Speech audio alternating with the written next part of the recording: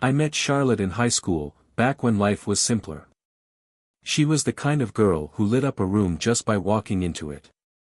We became inseparable: prom dates, summer road trips, late-night conversations under the stars. Ours was a love people envied, a story that felt destined to last forever. After graduation, Charlotte pursued a degree in fashion design, while I worked my way through college studying business. Despite the challenges, we stayed strong, promising each other that one day, when we were ready, we'd settle down and build a life together. That day seemed closer than ever now. We were both in our late 20s, engaged, and planning the wedding of our dreams. I had just landed a promotion at the marketing firm where I worked, and Charlotte's boutique was gaining recognition in the city. Yet, in the back of my mind, something nagged at me, a subtle but growing distance between us. It was in the way she avoided eye contact during conversations, the late nights at work that left me eating dinner alone. I tried to brush it off, blaming the stress of wedding planning and her growing business. But then, one night, I noticed something that shook me. It was nearing 11 p.m., and Charlotte still wasn't home. My calls went unanswered, her usual cheerful texts absent. I told myself she was just busy. After all, running a boutique wasn't a 9-to-5 job. But as the hours dragged on, unease crept into my thoughts. Finally, I decided to surprise her. Maybe she was just caught up in a last-minute meeting with a supplier. I grabbed her favorite takeout from the Thai place we loved and drove across the city. The streets were quiet, the dim hum of streetlights reflecting my growing apprehension. When I arrived at the boutique, I noticed the lights were still on. That was strange. Charlotte was meticulous about turning them off to save on electricity. I parked across the street, the glowing open sign flickering faintly in the night. Carrying the takeout, I approached the door. Just as I reached for the handle, I froze. Voices filtered through the glass, muffled but unmistakably intimate. "You're playing with fire, you know that," a man's voice said, smooth and self-assured. "Maybe I like the thrill," Charlotte replied, her tone light but with a dangerous edge. I leaned closer, my heart pounding in my ears. "You're really going to marry him?" the man continued, his voice laced with mockery. Charlotte's laugh was soft, almost playful. "It's complicated. Jake and we've been together forever. But with you, it feels different. Alive." I took a step back, my mind reeling. Alive? What did that even mean? And who the hell was this guy? I couldn't bring myself to burst through the door. What would I even say? Instead, I retreated to my car, my chest tight with anger and confusion. I sat there for what felt like hours, staring at the boutique, trying to convince myself I had misheard. But I couldn't deny what I had seen and heard. Something was going on, something Charlotte hadn't shared with me. The next morning, Charlotte acted as if nothing had happened. She kissed me on the cheek, her lips brushing against my skin with the same casual affection I'd grown used to. But now, it felt hollow. "How was the boutique last night?" I asked casually over breakfast, studying her face for any flicker of guilt. "Busy," she said, not missing a beat. "I had to stay late to sort through inventory. What about you? How was your night?" "Quiet," I said, forcing a smile. "Just missed you, that's all." Her expression softened, and for a moment, I doubted myself. Maybe I had misunderstood the conversation. Maybe it wasn't what it sounded like. But then, as she stood up to clear her plate, her phone buzzed on the counter. She glanced at the screen, her body stiffening for a split second before she picked it up and turned it face down. "Everything okay?" I asked, feigning ignorance. "Yeah, just a notification from the boutique software," she said, her tone too casual. Her movements seemed rehearsed, her words calculated. I felt like I was living in a movie, the kind where the protagonist slowly realizes the person they love is hiding something. Over the next few days, I couldn't stop replaying the scene outside the boutique in my mind. I started noticing things I hadn't paid attention to before, the way Charlotte's phone was suddenly glued to her side, how she would step into another room to take calls. One evening, while she was in the shower, her phone buzzed on the nightstand. I hesitated for a moment before picking it up. A text preview flashed on the screen, "Can't stop thinking about last night. Let's meet soon. Ian." I stared at the name. Ian. I didn't know anyone by that name. My hands trembled as I set the phone back down, careful not to leave any trace that I had seen the message. That night, as Charlotte lay beside me, her breathing slow and steady, I couldn't sleep. My mind raced with questions. Who was Ian? How long had this been going on? And most importantly, why? The following day, I decided I couldn't just sit around waiting for answers. I needed to find out the truth. I started paying closer attention to her schedule, noting the times she claimed to be at the boutique or meeting with suppliers. I even drove by the boutique during one of her late-night inventory sessions. Sure enough, the lights were on again, but this time, I didn't approach. I parked down the block, watching from the shadows. After about an hour, the door opened, and Charlotte stepped out. She wasn't alone. A man followed her, tall and sharply dressed, his hand brushing against her lower back in a way that made my blood boil. They stood close, talking quietly, before he leaned in and kissed her cheek. I clenched the steering wheel, my knuckles white. Every instinct screamed at me to storm over there and confront them. But I held back. I needed more than a fleeting glimpse of their interaction. I needed undeniable proof. That night, Charlotte came home, acting as if nothing had happened. She kissed me on the forehead and curled up on the couch, scrolling through her phone. I watched her from the kitchen, my emotions a storm of anger, hurt, and confusion. I realized then that I couldn't trust her word anymore. If I wanted the truth, I'd have to dig deeper.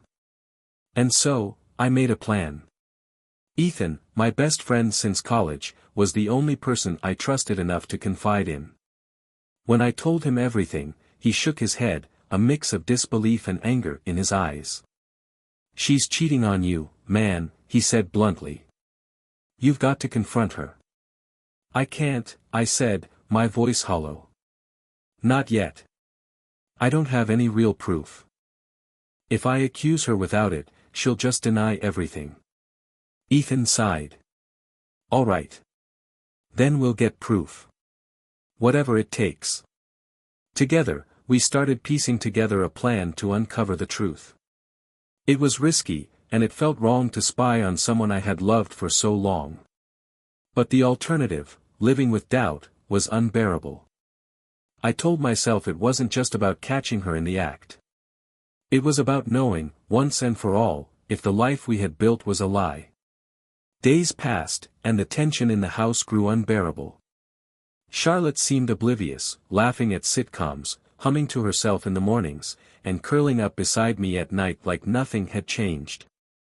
But for me, every moment with her felt like a lie wrapped in a smile. Ethan and I started putting our plan into motion. It was simple at first, tracking her schedule, noting any deviations, and trying to cross-reference her boutique work with her actual whereabouts. But Charlotte was careful. Too careful. One afternoon, I decided to pay an unannounced visit to the boutique. I told myself it was a casual drop-in, a sweet gesture. But the real reason was much darker. I wanted to catch her off guard. When I arrived, the store was bustling. A few customers browsed racks of floral dresses and chic blouses. Charlotte was at the register, her smile warm and inviting. For a moment, I almost convinced myself that everything was fine, that my suspicions were just paranoia. "Jake," she exclaimed when she saw me. "What are you doing here?" "I brought you coffee," I said, holding up the cup. Her eyes flickered, was that surprise or unease, but her smile didn't falter. "You're the best." "Thanks, babe." As she leaned over the counter to kiss me, I scanned the room. No sign of Ian. Busy day. I asked casually. Always, she said with a laugh, gesturing to the shoppers. I've barely had time to breathe. But something felt off. The air was too polished, too rehearsed. I lingered for a while, pretending to browse, but I couldn't shake the feeling that she was hiding something. When I finally left, I decided to step things up. That night, while Charlotte was in the shower, I found her laptop on the kitchen counter. My hands trembled as I opened it. The screen lit up, asking for a password. I tried her birthday. Nothing. Our anniversary. Still nothing. I stared at the screen, frustration building. Then it hit me, her mother's maiden name. She used it for everything. I typed it in, and the screen unlocked. My stomach churned as I navigated through her emails. Most of them were boring, messages from suppliers, newsletters, and customer inquiries. But then I saw one with no subject line, sent from a name I didn't recognize, Ian Patterson. My heart raced as I clicked on it. The message was short, tomorrow, usual spot. Can't wait. Attached was a photo of a high-rise rooftop bar, its twinkling lights shimmering against the night sky. The next evening, I followed her. Charlotte had told me she was meeting a supplier for dinner, last-minute thing that couldn't be rescheduled. She kissed me goodbye, her lips soft against mine, and said, "Don't wait up." As soon as she left, I called Ethan. "She's meeting him tonight," I said, my voice tight. "Where?" I gave him the name of the bar from the photo. "Got it," he said. "I'll meet you there." The rooftop bar was swanky, the kind of place with overpriced cocktails and dim lighting meant to make everything feel intimate. I spotted Charlotte almost immediately. She was sitting at a corner table with a man who looked like he'd stepped out of a GQ photo shoot. Ian. I stayed in the shadows, my heart pounding as I watched them. She was laughing, her hand brushing against his arm. He leaned in, his smile confident, predatory. Ethan arrived a few minutes later, sliding into the booth beside me. "Jesus," he muttered, following my gaze. "That's her." I nodded, my jaw clenched so tightly it hurt. "What's the plan?" he asked. "I don't know," I admitted. I need to know." As we watched, Ian reached across the table, taking Charlotte's hand in his. She didn't pull away. Instead, she smiled, a soft, secretive smile that sent a cold wave of anger through me. When they finally left, I followed them to the valet stand. Ian handed the attendant a ticket, then turned to Charlotte, his hand resting on her waist. They spoke quietly, their heads close together, before sharing a lingering kiss. I felt sick. They got into separate cars, probably to avoid suspicion, and drove off. I tailed Charlotte, my mind racing. When she got home, I pretended to be asleep. She slipped into bed beside me, her perfume mingling with the faint scent of expensive whiskey. "Busy night?" I murmured, my voice groggy. "Exhausting," she replied, curling against me. I stared at the ceiling, my thoughts a chaotic storm. The next day, I decided to confront Ian directly. I found his LinkedIn profile, CEO of a marketing firm, bachelor, frequenter of rooftop bars, and sent him a message posing as a potential client. To my surprise, he responded quickly. We arranged a meeting at his office the following week. When I walked into the sleek glass building, my heart pounded with a mix of anticipation and anger. Ian greeted me with a charming smile, his handshake firm. "So, Jake," he said, gesturing for me to sit. "What can I do for you?" I stared at him, my mind racing. Should I confront him outright? Play it cool. "I'm actually here about Charlotte," I said, my voice steady despite the adrenaline coursing through me. His smile faltered for a split second before he recovered. "Charlotte? Your fiancée?" I nodded, watching him closely. "She didn't tell me she was engaged," he said, leaning back in his chair. didn't she? I asked, my tone sharp. Ian shrugged, his expression unreadable. Look, man, I didn't know. She said she was single. Right, I said, standing. I'm sure she did. As I left his office, my phone buzzed with a text from Ethan, you good? Not even close, I replied. That night, I couldn't hold it in any longer. As Charlotte and I sat down to dinner, I looked her straight in the eye. Who's Ian? I asked, my voice calm but cold. She froze, her fork hovering in midair. What? You heard me, I said, my gaze unwavering. Who is he? Her expression shifted, shock, guilt, anger, all flashing across her face in rapid succession. You've been spying on me, she accused, her voice rising. Don't turn this around, I snapped.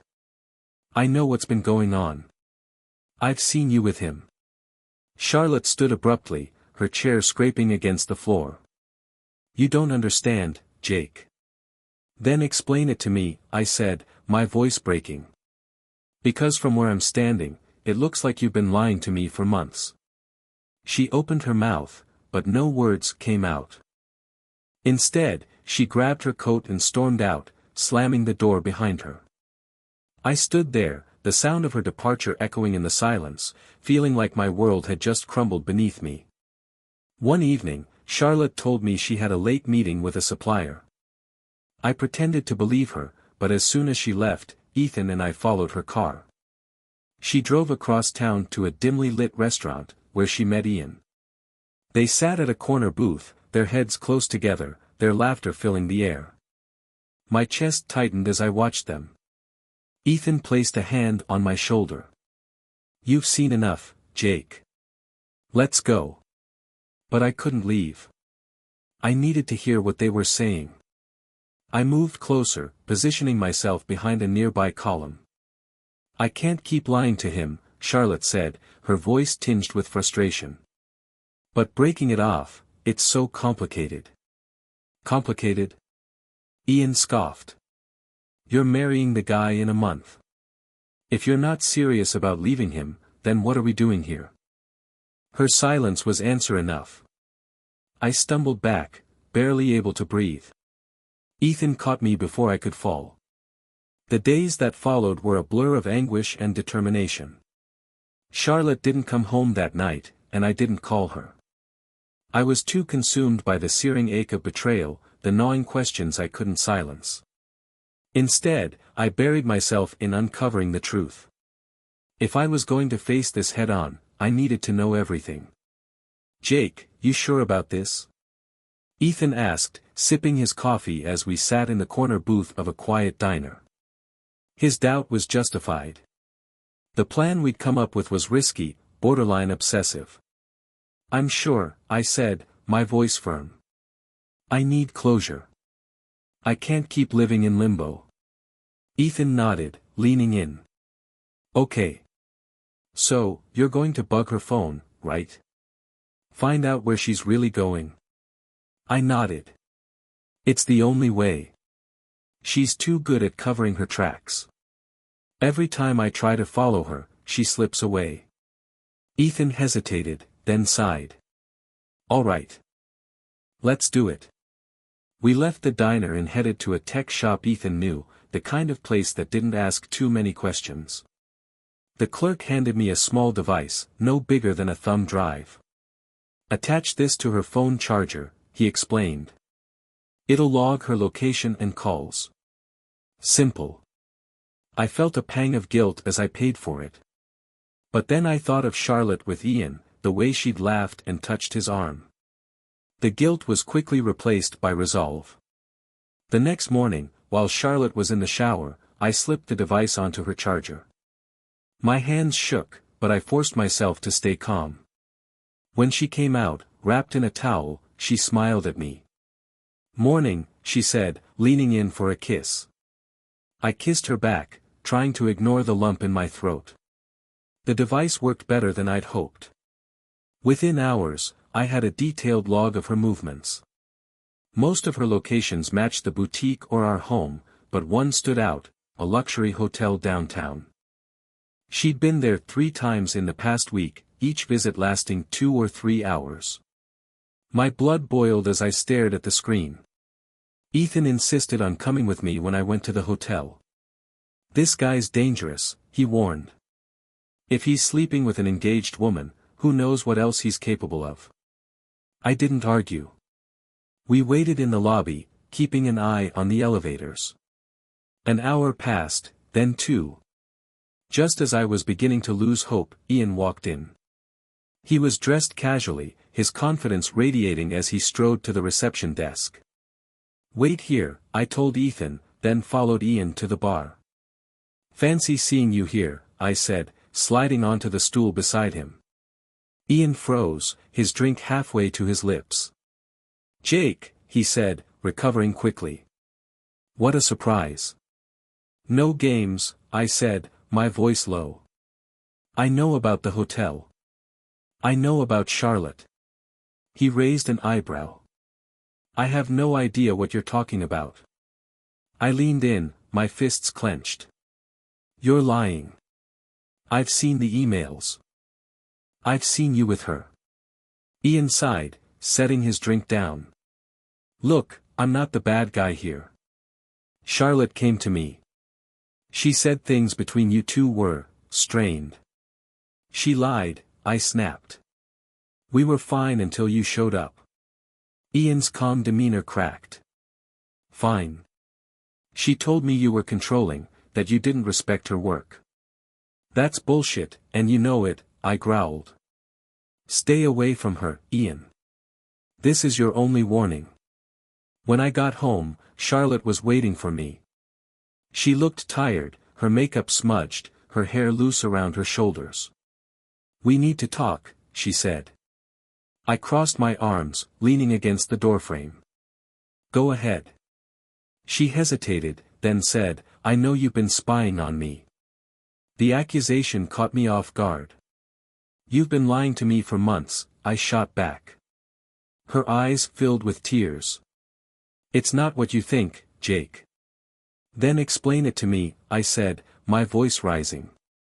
"Tell me why you've been sneaking off to a hotel with Ian. Tell me why you've been hiding your phone. Tell me why you're lying." She looked away, biting her lip. "I can't."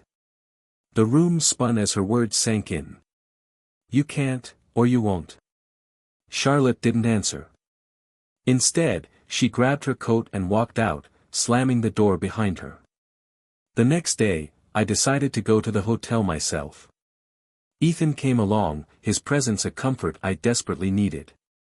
The concierge was reluctant to give us any information, but a few well-placed lies, something about planning a surprise for my fiancée, loosened his lips.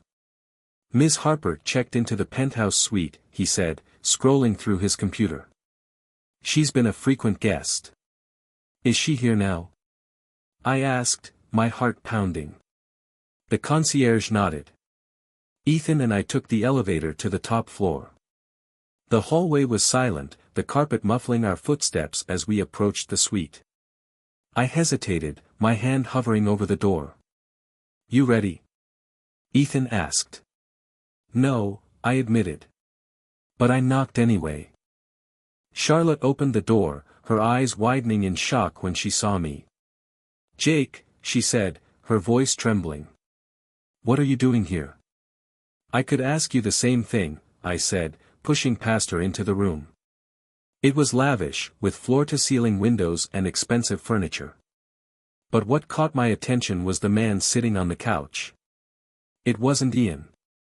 It was her boss, an older man I'd met at one of her boutique events. "Jake," Charlotte said, panic in her voice. "This isn't what it looks like." The man stood, his face pale.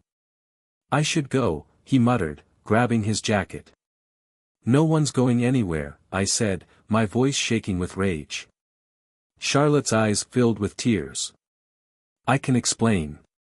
"Don't bother," I said, my chest heaving. "It's over." Her sobs echoed in the room as I walked out, slamming the door behind me. Back in the elevator, Ethan looked at me, his expression grim. What now? He asked. I stared at the floor, the weight of everything crushing down on me. I don't know, I whispered. But deep down, I did. Charlotte wasn't the woman I thought she was. And I wasn't the man I used to be. In the weeks that followed, I tried to piece my life back together.